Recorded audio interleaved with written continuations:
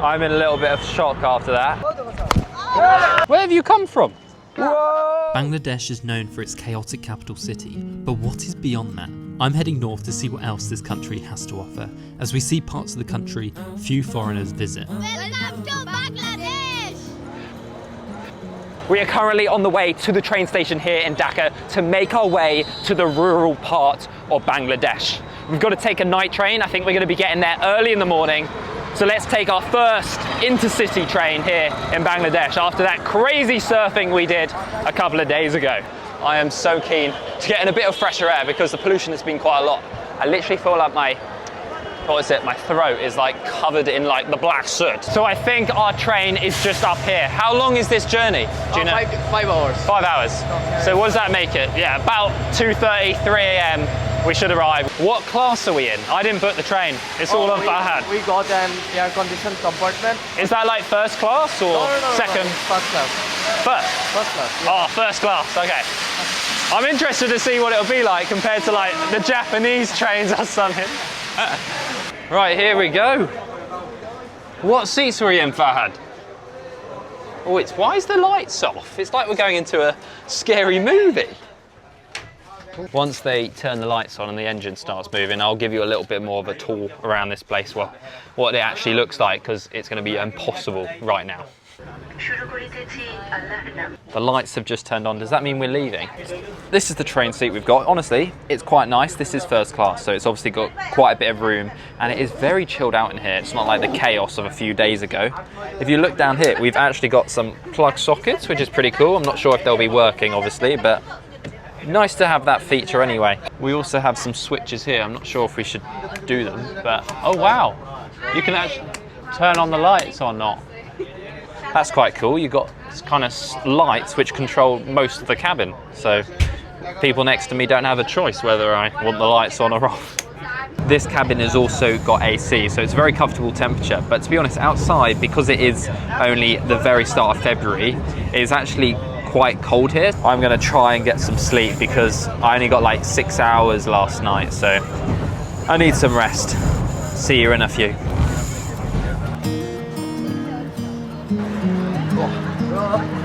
Oh, only in Bangladesh you get to walk across the tracks before you can exit the station.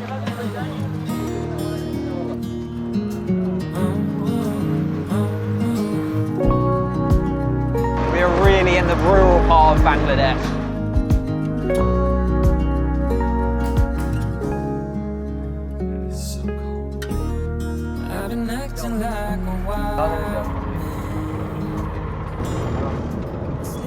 Stopped off because I've seen something you would never see in the UK. Cow? Whilst I've been here in Bangladesh, I've seen some incredible stuff, things which do culture shock you, but this has got to be the most craziest thing I've seen. They're cutting up a fresh cow only killed an hour ago on the dusty streets while cars drive past, motorbikes drive past. Like, look at this guy, just driven past, and there's a cow on the side of the street being cut up. I can literally feel the heat. It's warm. Yeah, fresh. I don't know if you can see, but you can see the meat is still twitching. Like, it's still almost like twitching from just being killed so recently. I'm in a little bit of shock after that. I've done a lot of stuff in my travels, but I've never seen something quite like that. Cutting up a cow on the dusty streets right next to the road. After that little bit of a disturbing experience, we have just arrived in a rubber forest. This is basically the rubber trees which they use to create rubber. As you can see, the rubber is dripping and it's put into this bucket, and this bucket is taken to a factory and then it's processed and made into all the products which we use all around the world. She'll come here every morning to cut the trees and let the rubber drip throughout the day.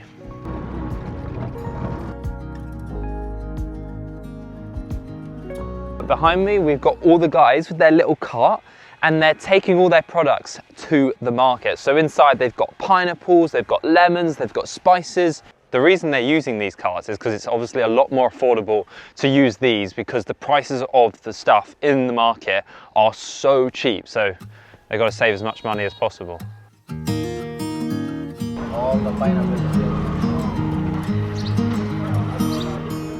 So this is actually a wholesale market. This is where all the people have been bringing their products on the carts to this market. So they're only selling to like resellers who will sell them in the other local market where people go to, you know, generally buy their fruit and veg. Behind me, this is all pineapples because they actually grow pineapples here. So one of these carts is between 1,000 and 1,500 taka. So that is not a lot of money for all these pineapples. Whoa! There's limes everywhere. Let's get some for them. Whoa. He just lifts it, puts it on his head, and then he takes it in here, and they're gonna offload it. Whoa! Very good. The town we are in is called Sreemangal, and it's got about a population of 400,000 people, and we have just arrived to the morning market where they're selling all types of stuff. It feels so like different from being back home here. He's good? Okay. This is what I'm filming, and then this is everyone who's watching me. This is a common theme in Bangladesh. It's good place. They're so friendly. They've invited me to sit down and sell some fish with them. Yeah, let's get a photo together. So the guy, as soon as I sat down, offered me some chai, and it's incredibly potent. It's super sweet, but also really strong tea, but tastes very good. So around this area, they actually grow tea, so that's probably very fresh. Everyone just calls me over. I'm good, how are you? I'm fine. Very nice to meet you. England. Oh, fine. This is betel nuts. Oh, so that's the betel nut. They made pieces already. They have betel nuts and betel leaves. They are addicted. They have to take it every day. So you get addicted like regular smoking, tobacco. Kind of some tobacco. It like tobacco, okay. It likes tobacco. It's like like a small high. Yeah. Like, okay. Everyone is so friendly here. And like I have been in Dhaka, like everyone's just asking for selfies and stuff. Now moved on to like the more vegetable market. So you can see all this veg. Look at these things. Apparently this is like a Bangladeshi vegetable. I've never seen that before, but it looks incredible. All right, I think we're about to leave this market now. That was, getting stuck. That was such a cool experience being in there. I've just seen the London restaurant. I must be at home.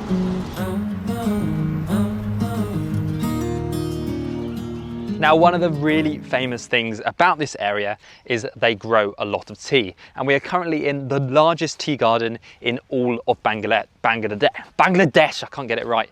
Anyway, this tea garden apparently goes all the way to the Indian border, which isn't too far away. So over here we have some of the workers who are working on the plantations. You see people carrying stuff, you can see some cows over there. A lot of the plants have been cut and like all the leaves have gone from the tea. Because it's not monsoon season, they're having to do lots of other jobs. So at the moment, this guy over here is just digging a water canal. So when in the monsoon season, when the water does come, because it is very dry at the moment, the water will run down and like water all the area. I spoke to a guy who worked on the tea plantations, and it was quite shocking. A lot of the tea plantation workers work for 200 takas a day. That's under $2. They have to work long hours in the sun, picking tea, which is then exported to countries around the world. So here we have the famous 7-layer tea in Bangladesh. And you can see all these different layers, and they are all different types of tea. And we've even got a layer of coffee in here. So let's give this a go. Apparently each layer will taste a little bit different. Whoa. That's such like a different flavour than I was expecting. It's actually really tasty. I've drunk this so fast because it's actually just really tasty. I know it's a little bit sweet, so it's like hitting my sweet tooth, but it's just so drinkable. Cheers. After a beautiful morning here in Sreemangal, it's time to show you where we are staying and where we stayed last night, because this place is just beautiful. Look at this room. We have so much space, and obviously this massive like window looking out into all the greenery and the forest. Like, oh, I can get out here. And the great thing is, this is only costing 5,000 taka a night, and I'll translate how much that is down below. After the night train last night, because we got in so late, I didn't get much sleep, but I will be sleeping very well again tonight in this room. It is another cold day here in Sreemangal, but we are leaving this beautiful little village. I'm actually quite sad to go, and we are heading further north today.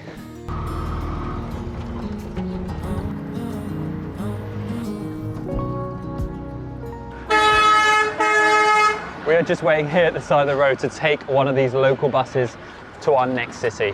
Now, I've heard the buses here in like Bangladesh are a little bit dodgy, so hopefully we will survive. Here we are on my first Bangladeshi bus. I'm a little worried about this. Woohoo. Oh my word. No. We get so close to some of the tuk-tuks, so like they must just be hit off the road sometimes. It's pretty scary.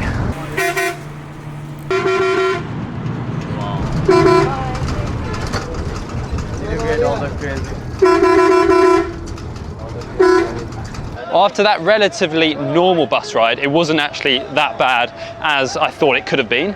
We have arrived in Sylhet, this northern town in Bangladesh. All right, back on the rickshaws. Yeah. Akas, ah, very good. I'm not quite sure where we're going, but Akus will take us somewhere. This city is the 5th largest city in all of Bangladesh, and it's kind of got a nickname being the second London, and I'll explain why later. We just dropped off our bags in a cheap hotel, and it costs less than $5, like £3.30. It's super affordable, and I'll show you the room later when we go back to it, because I just kind of want to show you how affordable you can actually travel here in Bangladesh. Here in Sylhet, it's a very important area for Muslims because it's the first place in Bangladesh where people from Iran brought Muslim, and that was all 700 years ago, back in the 13th century. So a lot of people come here to pray to Allah, and the tomb of the person who brought Islam here is the one behind me just there. I've just seen this guy and he's got a Morrison's. Morrison's! This is from my country, from London. That's so funny. Where did he get it? In the market or from London? His farm? His son lives in London. He gave him. Oh wow, okay. Very nice. That was so funny, seeing that guy wearing that Morrison's jacket. Now the thing about Sylhet is a lot of people in Sylhet actually moved over to London. I think it's because of the tea, people who were working on the tea farms like moved to the UK. But one of my very good friends, Yusuf, is actually from Sylhet. Well, his parents are from Sylhet, so big shout out to him.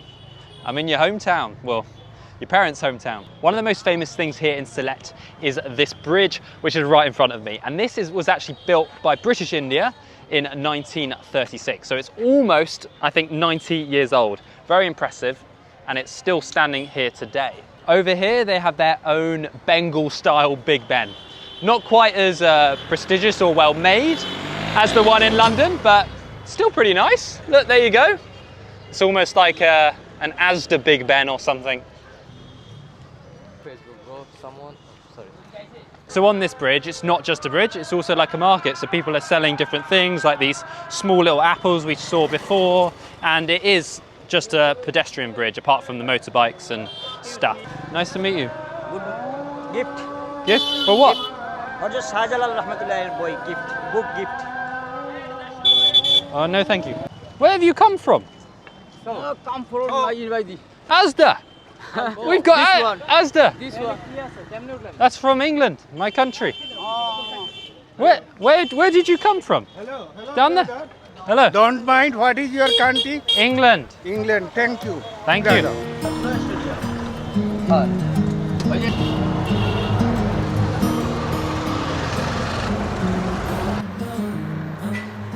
We've been given permission to come into the Sylhet International Cricket Stadium. This is so cool. You're not normally allowed in here, but they've given me special permission. And if you don't know, I am a massive fan of cricket. Whoa. Wow. Wow, very good. Beautiful. Beautiful. Bangladesh is Wow, look at this. beautiful. So this cricket stadium holds 18,000 people, and you can actually probably watch it for free on the bank over there. Look how cool that is. I'm just amazed that we're allowed access to this place because it's so cool coming to beautiful stadiums around the world. That was such an incredible experience. A big thank you to that security guard who could let us walk around the stadium. Right next to the cricket stadium, they actually have these tea plantations, and it looks, obviously it's not the right time of the year. It is like not that green here, but during like monsoon season, it must look incredible. And we've got, as always here in Bangladesh, wandering cows. After that cricket stadium, we've got some kids playing cricket on the street. Hello. Hello, how are you?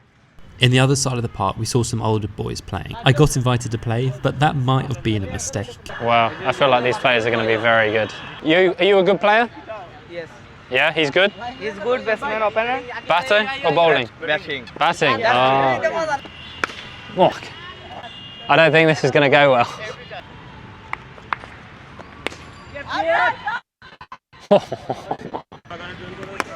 Whoa! That's literally gone on the top of the trees. This might be a long game. Oh. Oh.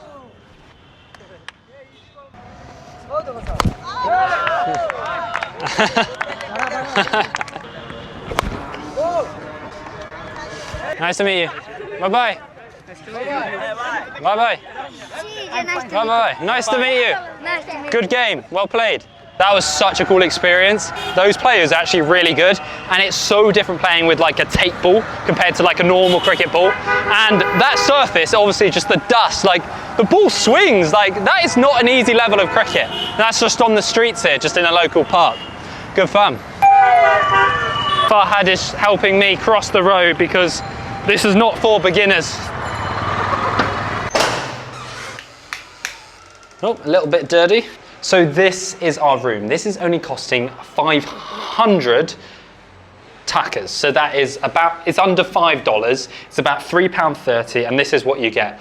You do have clean sheets. I don't know whether they're actually being cleaned, but it looks fairly good, to be fair. I'm not gonna, the smell isn't great, but there you go. Right, let's have a look in the bathroom. You have obviously a squat toilet. You're kind of expecting that. And then a bucket shower as well. You don't get a proper shower, but you know, that's tradition in Bangladesh.